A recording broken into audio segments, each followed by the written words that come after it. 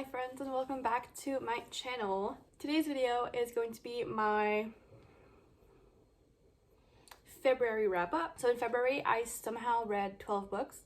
6 of them are mangas, so like I obviously count them as books, obviously, but they read super quick. So like I read 12 books, but 6 of them I read like 2 days. But in today's video I'm going to talk about them, tell you how I felt about reading them, how I feel about them, my rating, and blah blah blah. You've seen monthly wrap-up videos either on my channel or other people's channels, so you know how these work. So I will go through my little pile I have here and let's talk about books. I'm gonna go get my iPad so I can look at my notes. Just kidding, I don't have notes. I don't prep for these videos. I am gonna go get like Goodreads. So the first book I read in February, what was it? All right, first book I read in February was An Enchantment of Ravens by Margaret Rogerson. Yes, Rogerson. I'm gonna put it here. The lighting's not gonna do justice to this book. So this book is a book ideal for Holly Black fans, and that is because it takes place in like the Fae world. I think there's a name for it in this book, but I can't remember. Let me research what it's actually called. What do you call the Fae world?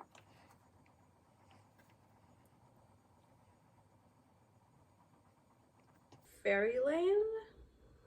Or like fairy, written like F-A-E-R-I-E, or Elfland? I don't read a lot of Fae books. I think that was like my first one in a long time, so I'm not really an expert. So if anyone has the actual world, like the Fae folk, fair folk, good folk, you know what I'm talking about. I hope.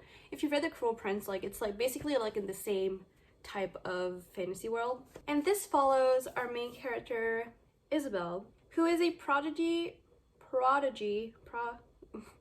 portrait artist with a dangerous set of clients, the immortal fair folk. So she paints or draws or whatever, she makes portraits of fae people.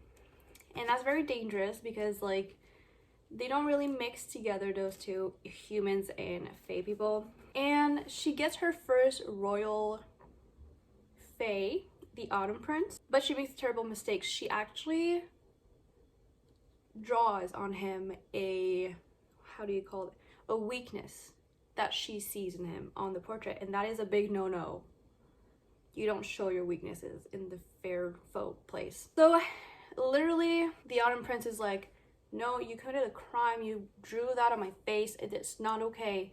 So he brings her to the Autumn Court and to stand trial for her crimes, because poor girl, she just draws what she saw. And that gives us like a whole bunch of things happening within a really short book. This is very, very well paced, by the way. So this is really magical. It's atmospheric. I think I have a tab just for like atmospheric stuff. Yeah. And just like, I read this so fast too. I really liked it. Definitely not like my favorite ever book that I've read. I think I rated this like a 4.25 or 4.5 out of 5 stars. And that still stands. That's a pretty solid rating for this book. I definitely want to read more of Margaret's books. I have somewhere a Sorcery of Thorns somewhere. I'm very excited to read it. I don't think that one takes place in a fair folk place, fairy lane, whatever, but still I'm very excited to read it because I did love her writing in this. So this was the first book I read. I really liked it. Definitely recommend this book if you want to read a very short but complete story taking place in a fairy world. The next book was Set on You, I'm pretty sure. So Set on You by Amy Leah was my second book of the month and probably my favorite of the month as well. This was actually my book club book. If you want to join it, it's down below. We're actually hosting it, me and my sister, and we read a book every month from different genres. Really, like, we don't have a specific genre. We get the help of our club members to choose our next book. So this month we're reading The Upside of Falling. I haven't read it yet, but we're getting there. So if you want to join, it is down below. So this book follows curvy fitness influencer Crystal Chen. She just came out of like a rough toxic relationship, and she's going through like rebounds. But I think at the beginning of this book, she kind of wants to stop that and just focus on herself, which is great. She is a fitness influencer, like I mentioned. So she has an Instagram where she posts workout routines, meal prep stuff, just inspirational sayings to motivate other people to take care of their health. And I gotta say, that aspect of it, I love it. I struggle with body image a lot and wanting to exercise and be healthy, but not having that motivation that I need. So this book just really, like, it came close to my heart a lot for those reasons. And I really appreciated Crystal's inspirational quotes and messages that she would send her followers. It does deal a lot with hate, fat phobia, because of course it's the internet, and anybody who thinks that a healthy person equals a skinny person, which it can. You can be skinny and healthy, but you can also be a little overweight and healthy. So everybody's different. Every body is different.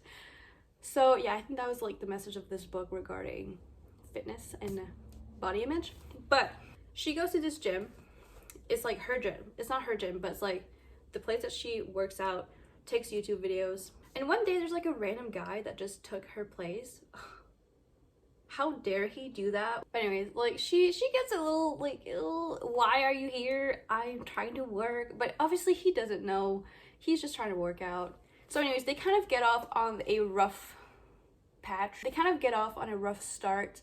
Him taking her spot at the gym and like purposely not wiping after himself on the equipment and stuff. So like, you know, it's a lot of bickering for a good part of this book, which is absolutely amazing to read. Honestly, I love that.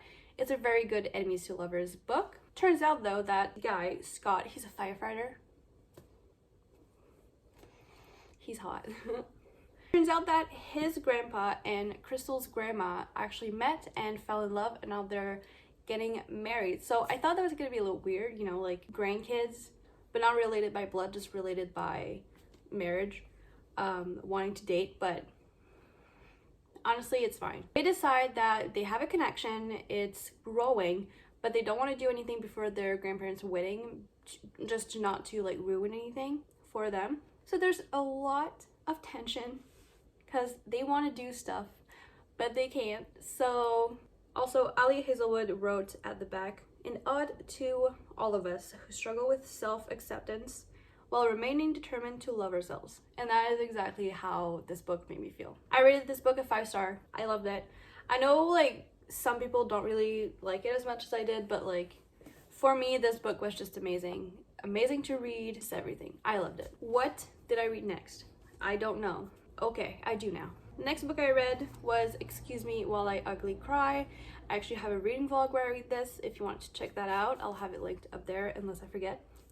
Try not to forget. This follows Quinn. She keeps a journal where she writes lists, thoughts, kind of like just random entries, anything that comes to her mind, and they're mostly lists. So for example, like things that I would never admit out loud, boys she wants to kiss, and one day her journal goes missing and she panics, rightfully.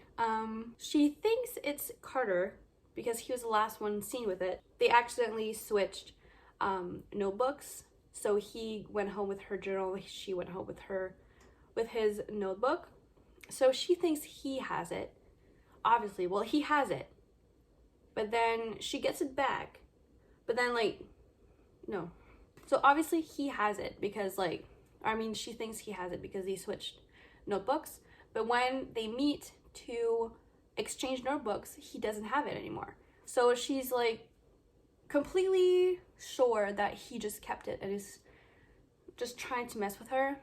So he and she team up. He teams up with her to like say like, hey, no, it's not me, I don't have it, so I'm gonna help you figure out who has it. And obviously she teams up with him because like she needs help, and also she wants her journal back. So they go through a little journey together.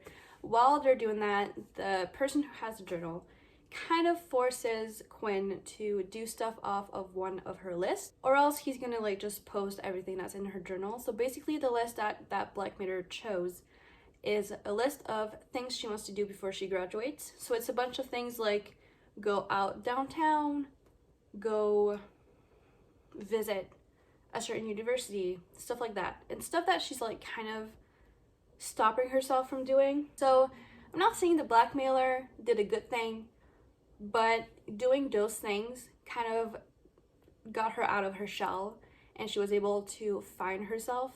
So I'm not, the Blackmailer, she is a jerk, but she was able to do things off her list that she probably wouldn't have done without being blackmailed. That sounds like awful, but I really like that she pushed herself and did those things. There's a little love story. It's cute, it's fun, it's easy to read.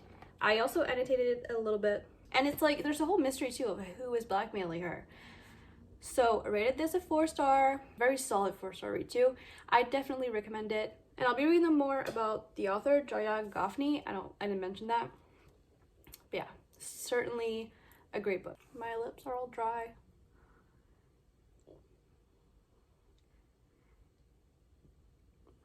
After I read, excuse me while I ugly cry, I went on a journey.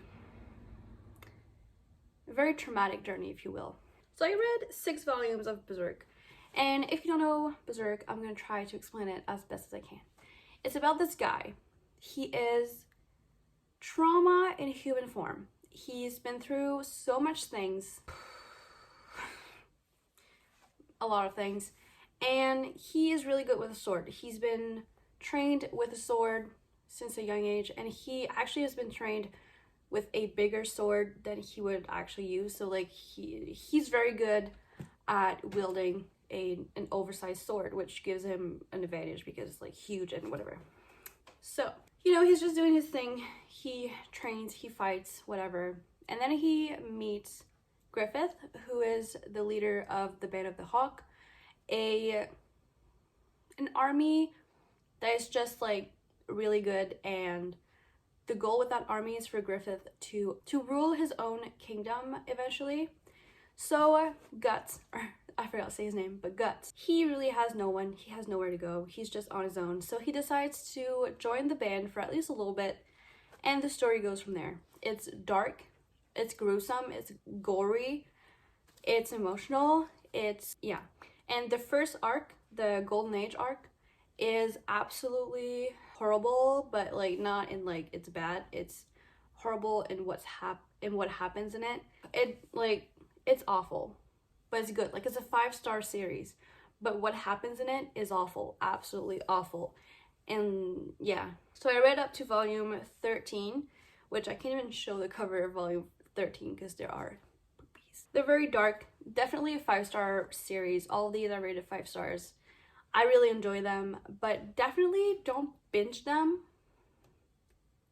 too fast, at least. Like, I read 6 volumes of them, and after that, I was drained, and I needed just cutesy romances, which is not what I read, but we'll get to that. I recommend them, but check the trigger warnings, please. Then, you know, I should have read a cute romance book after that, but you know what I decided to read instead? Ugly Love by Colleen Hoover, because I just needed more damage, I guess. So this follow Tate and Miles. Tate is a nursing student, or is a nurse. I can't remember. I think she's a nursing student. And Miles is Tate's brother's best friend, who lives across the hall from Tate's brother. And Tate actually lives with her brother for a little bit. So, of course, Miles and Tate do cross paths, and they talk and connect and whatever. But he doesn't want a relationship, she doesn't have time for it, so they settle on a friends with benefits thing. And Miles only has 2 rules: don't ask about the past and don't expect a future. So of course, as their relationship grows, Tate does get curious about what happened to Miles in the past, and we get to know that. We get to know what happened because Miles' chapters are actually, they take place 6 years prior. So I really see this book as Miles' book, with Tate being a side character love interest, because half of this book is Tate's story and the other half is Tate and Miles' story. This will break your heart at the end, just saying. Yeah, okay. Chapter 32 is when the big thing happens. Check trigger warnings before you read this. I didn't. I never do that, and I really should start doing that. But yeah, like, I can't give too much away except what I already said about this book, because it'll just give like the plot and the plot twist away. I'm glad I read it because now I know what the hype is about. But I also wish I didn't read it, because then I would have not suffered the pain that is this book. I give this a 4-star, solid 4-star. Like, it's not great, but it's also very not bad. It's an enjoyable book with a heart-wrenching story at the base of it. Next, I was kind of like on a Colleen Hoover spree, and I heard that this one had like kind of a big plot twist as well, so I wanted to see for myself. That book is November 9th by Colleen Hoover, and this one just absolutely disappointed me. I didn't like it. I think just like, to me, the main thing is like the characters felt really bland and not really interesting, and one of them is just the absolute worst. So this follows Fallon and Ben. Fallon is a failed, I don't want to say failed because she didn't fail, Hollywood failed her, but she used to be an actress but got into an accident where she had half of her face burnt, and then Hollywood was like, well, you're not pretty anymore, so we don't want you anymore, which is awful. It's Ben, who acts as her boyfriend in front of her dad because her dad is just being an asshole. That's how they start. They spend the rest of that day, they spend it together. They learn about each other and everything. And they agree that there's a connection, but because Fallon is leaving for New York literally in a few hours from there, they decide, you know what, let's not do a long distance thing. Let's not talk to each other for a full year until November 9th of the next year. Let's not stalk each other on the internet. No talking, no communicating, anything. And they give each other like a goal to achieve before the next November 9th. So Fallon needs to go on like a few dates, I think, just to get herself out there, but also a few auditions for plays and films and whatever in New York. And then Ben has to keep writing his book. I think that's his goal, but I don't know. But they gave each other that goal. So that's what they do. They meet every November 9th for a couple of years, and things start to unravel at some point. And I feel like the plot of this book was really promising, but the execution just wasn't there for me. This Ben was the absolute worst to read about. I hate him. He's weird, he's an asshole, and yeah. I gave this book a 2-star. Actually, I gave it 2.5, but now it's a 2-star, the more I think about it. I am glad I read it, because now I don't need to wonder what this book is about, but again, I just didn't really like it. And then the last book I read in February was Secretly Yours by Tessa Bailey, and oh my gosh, I'm so surprised about how much I like this. I tried reading Fix Her Up by Tessa Bailey, and I DNF'd it. I did not like the male main character. He was too alpha and like I don't know, just too alpha. I think alpha male is the perfect word, but he was just too much for me. And then I tried to read, well, I read Window Shopping, which is like a holiday romance book by Tessa Bailey. I finished it, but gave it like 2 stars because I just felt like it was just spice after spice after spice, and just like too much. I wanted a little bit more plot, so I didn't really like that one. But this one, I'm so surprised I liked it, and I'm really not mad about that. So this follow Haley. She works at like she co-owns a flower shop where she goes and like plants flowers in people's yards for money. That's her job. And eventually she gets a job to go plant flowers at Julian's house, or like residence, for like the summer. And Julian is actually Haley's high school crush. and she thinks, holy crap, this is the perfect opportunity to get a second chance at that crush, at that kiss, because she almost kissed him back then. Only thing is he doesn't remember her, which kind of breaks her heart. And I was like, poor Haley, it's okay, just go plant flowers. So yeah, so she goes and she plants flowers in his yard. He's very controlling about where he wants the flowers. So they bicker a little bit. It's kind of like a second chance mixed with a little bit of enemies, but not really enemies, just like he doesn't really like her at first. Also mixed with grumpy Sunshine. He's grumpy, which explains why he's a little bit bitter about her. He's like, just get out and let me work. Ugh. And this was so refreshing. Such a refreshing book. This is gonna be perfect for summer if you want, or spring. I feel like this would be a perfect spring book. So if you're looking for, like, if you're starting to look for spring recommendations or summer recommendations, this one. Really spicy, but like not too much.